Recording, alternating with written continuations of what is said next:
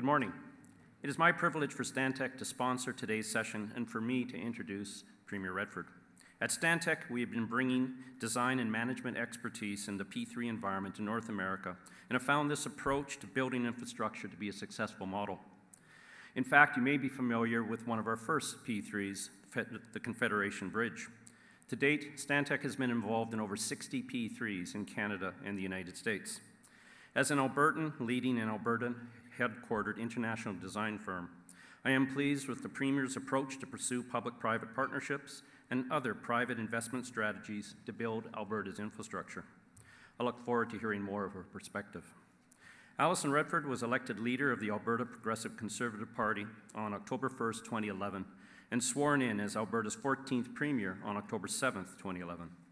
Alison has been actively involved in both provincial and national politics since the 1980s. She served as a senior policy advisor to the Right Honourable Joe Clark when he was Secretary of State for External Affairs and later worked in the Prime Minister's office. In Parliament, she was also the principal advisor to the Secretary of State for External Affairs.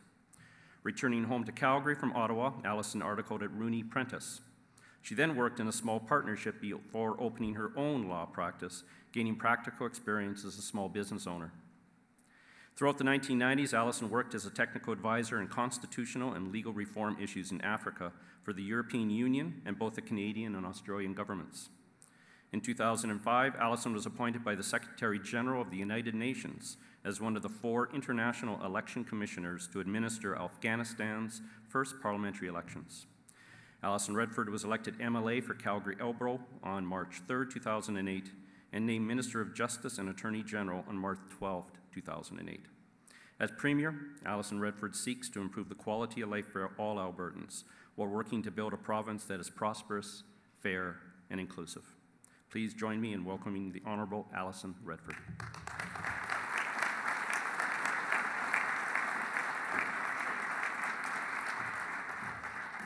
Well, good morning, everyone, and thank you so much for allowing me to join you today. It really is wonderful to be here, and I've been looking forward to this event for some time. I'm really excited by the prospect of being able to speak to your 20th conference with respect to P3s. Public-private partnerships have been critical to the work that we've done in Alberta to support the growth that we have not only undertaken to date, but will take in the future. And of course, our Minister of Infrastructure is here, Wayne Drysdale, and I know that he's enjoyed the proceedings so far. I know that if we take a look at the theme of your conference, power and partnership, we as Canadians, all Canadians, need to seize that power and ensure that we are working together in partnership to meet the infrastructure needs of our country. The advocacy and the leadership that the Council has provided in nurturing the concept and the ideas with respect to public-private partnerships is fundamental to Canada growing and moving forward. And I'm honoured to be asked this year to serve as honorary chair. I must say that while we in Alberta have some experience to share, I also see this for me as a learning role. And so I hope to use my time doing this work to learn from the experience of others, to seek guidance with respect to opportunities that we may be able to put in place in our province, and to work with all of you to find new approaches and new tools to help to meet the infrastructure challenges that Alberta and other provinces are facing. You know that Alberta is a strong believer in public-private partnerships. We've had to be. Our province has undergone tremendous growth over the last several decades. In 1991, we had a population of 2.5 million people. In 2001, it was 2.9 million, and last year it was 3.6 million. Now, our projections are that Alberta's population will have reached 5 million people by 2032. That's another city of Calgary for us. This September, in our school system, we had 20,000 children register for grade 1. That alone is another 40 schools. The numbers are staggering. And we're ready to welcome the people that are coming to Alberta, to welcome new arrivals who are bringing skills and energy and optimism about the future of our country and the future of our province. They will enable our province to keep growing and to thrive and to continue to contribute to the Canadian economy. They come not only to work, but to build a life. They come for world-class education and healthcare. But as we know, as Premier Klein used to say, when they come, they don't bring schools, they don't bring hospitals, they don't bring roads, and they don't bring recreation centers. And all of those things are critical because people come to Alberta for the quality of life. And that's why we as a government need to keep using P3s. Initially, and some of you will remember this, when Premier Klein introduced the idea, there was a little bit of controversy about them. People worried that public facilities and services would be privatized and that there would be poor quality infrastructure and no accountability. But now that we've gotten some P3 projects under our belts, the benefits are understood. In fact, I think in Alberta, P3s are generally accepted to be an entirely appropriate way for us to build in the way that we need to in our province. They are rightly considered to be visionary for our long-term development. Albertans have seen that our government continues to own the infrastructure and remains responsible for delivering public services to Albertans.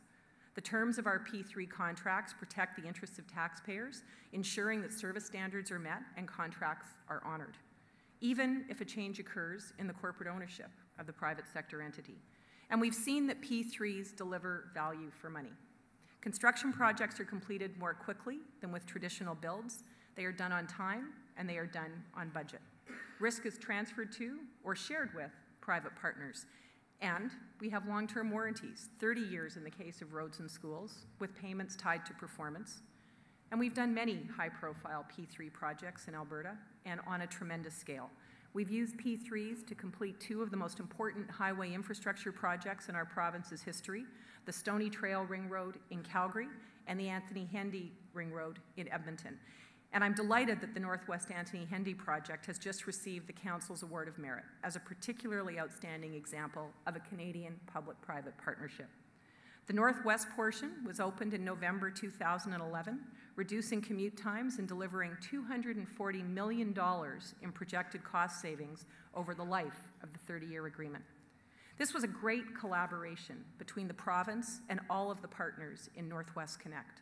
The project opened to traffic on time, and I want to congratulate all of the companies involved in the construction for their accomplishment and for maintaining a terrific safety record.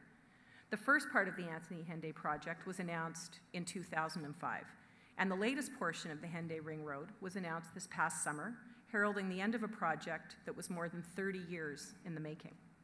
Together, Calgary and Edmonton's ring roads are being completed in 5 stages with a combined total cost of $5.1 billion. By relying on the P3 process, we will realize savings of $1.9 billion over traditional delivery methods. And we're also using P3s to do what's right for Alberta's families and communities, providing them with schools and the essential services that they need today.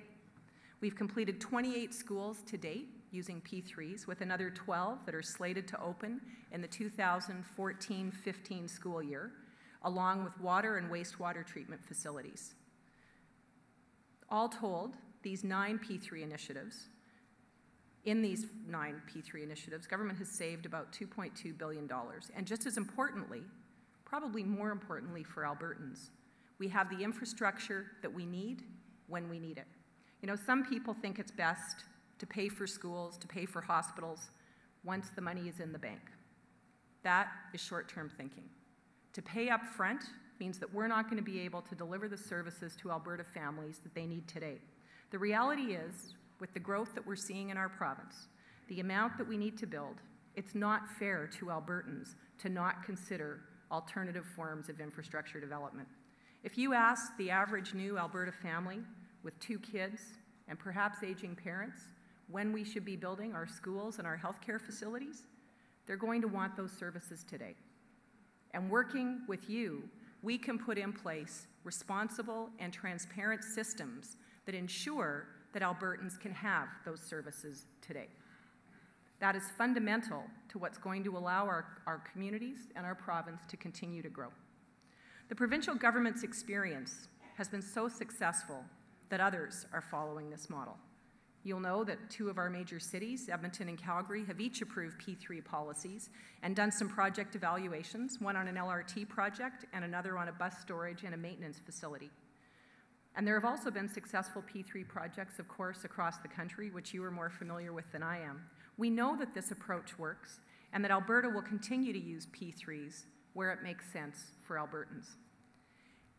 How we make that determination comes from three things. The first is flexibility. We need to ensure that the project meets the needs of the community. That's fundamental to our government, rather than trying to squeeze projects to fit a predefined mold. For example, in the last schools project, we made a change in the P3 model to accommodate the needs of the community. We added some elements, such as an expanded gymnasium and community space, that were paid for by the municipality or the school board. The second consideration is transparency and accountability. And these are two things that we stress very highly in the Alberta model. In fact, these are the things that we stress in government as a whole. We need to be transparent, we need to remain accountable so that Albertans understand everything that we're doing, including how we build and pay for infrastructure. When it comes to P3s, our principles and our procurement approaches are well understood and accepted by the market. Our private sector partners understand that if they want to do business with us, that they need to respect our rules around transparency and accountability. This is what gives us the support that we need from Albertans to continue to grow our infrastructure. And finally, for a project to be considered as a P3, it has to demonstrate value for money for the taxpayer. We do a value for money evaluation on every project, and we post the reports online. If the value isn't there, we don't do the project that way. Alberta is not ideologically wedded to the P3 model, but we are practical people. We just want to get the job done in a way that makes the most sense. And there is no doubt that as we look at the growth that we're anticipating in our province to continue to come, that part of practicality is delivering on time and providing relevant services for Albertans today. We also know that we need to take a long-term strategic approach to our infrastructure plan to stay ahead of growth and to meet the needs of our communities now and in the future. We need to invest in projects that matter today to Albertans in a way that provides good value for money and keeps pace with our growing economy. One thing we've been talking about in Alberta is turning to capital markets for the funds to build long-term infrastructure. Now, this is raising some eyebrows. I understand that. But we're serious about meeting the infrastructure needs of the people that we serve. We should look at this idea through the same lens which we have P3s and evaluate it using the same criteria.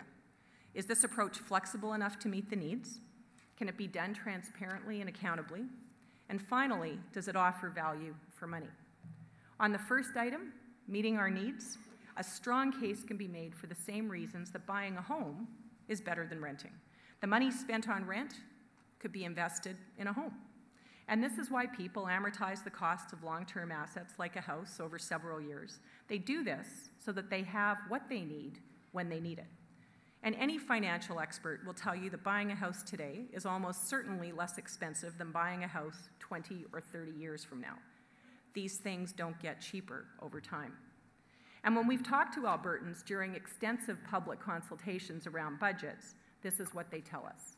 They tell us that they need schools in high-growth neighborhoods now, not when their kids have grown up. They need a safe road to reach the oil sands, which is really the economic engine of Alberta and Canada's prosperity. And they need it now, not in a few decades when we've saved enough pennies to cover the cost that will certainly be higher in the future than it is today. Now, there's been a lot of talk about deficits right across this country. And usually when people talk about deficits, they're talking about money. But Albertans have lived through an infrastructure deficit before. Projects large and small were put off, and maintenance on existing infrastructure was delayed. Now, those decisions were necessary to get rid of operating deficit, but the downside was that critical infrastructure was delayed. What we learned was when we paid later, we paid more. And there was a human cost, too, when people didn't have the things that they needed. Ask any Alberta who lived through those days, and they will tell you that one kind of deficit that you must not have is an infrastructure deficit. The decision about what you build, where you build, and how you build must be based on need. Now, Albertans make these decisions every day, and they expect their government to make these kinds of decisions too, responsible decisions that make sense for our province and for our province's growth. Right now, capital markets are lending at a considerably less rate than what we're finding that we can make on our market investments. The Alberta Heritage Savings Trust Fund earned 8.2% last fiscal year, and the cost to borrow on a 30-year bond is around 3%. So why would we use our savings to build a road when we can use the market to do that? This is the kind of calculation that we're doing that allows us to invest strategically and long-term to continue to grow our social infrastructure and our economic infrastructure so that we can continue to be the engine of economic growth in Canada. And that is the value that we're seeking for Albertans. And the fact that this discussion is happening out in the open and involving Albertans themselves is proof of our government's commitment to transparency and accountability to Albertans. We will use all of the tools that we have at hand in these very volatile economic times to look at all of the options that can help us to meet Albertans' needs. And we will never stop searching for new ideas and new ways to succeed. Albertans have told us that they expect government to invest in key infrastructure and to use their tax dollars responsibly. And this includes implementing results-based budgeting, which is a 3-year review of all government programs and services, ensuring that Alberta's tax dollars produce results for Albertans. And in Budget 2013, we will bring forward a balanced budget that includes an operating plan, a savings plan, and a fully funded capital plan that speaks to Albertans' priorities and recognizes the challenges that our province faces. Choosing the best tool for the task at hand is sound financial management, and the same is true of P3s. Our province was and remains a leader in embracing the potential of public-private partnerships. We are committed to ensuring that our people and our economy have the infrastructure that they need to grow and to thrive. We believe in the power in partnership, and that by working together, the public and the private sector can harness that power to better serve Albertans and Canadians. We believe Alberta will continue to grow and thrive, and that people will continue to choose our province as the place to make their dreams come true. And we believe that Alberta's future is an excellent investment, and one that will pay the highest dividends for all of us over the long haul. Thank you very much.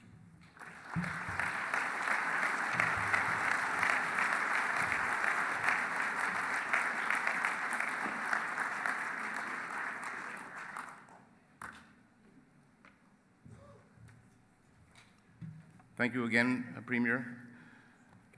I think for all of us, we'd agree that the Premier's remarks resonate so strongly with us.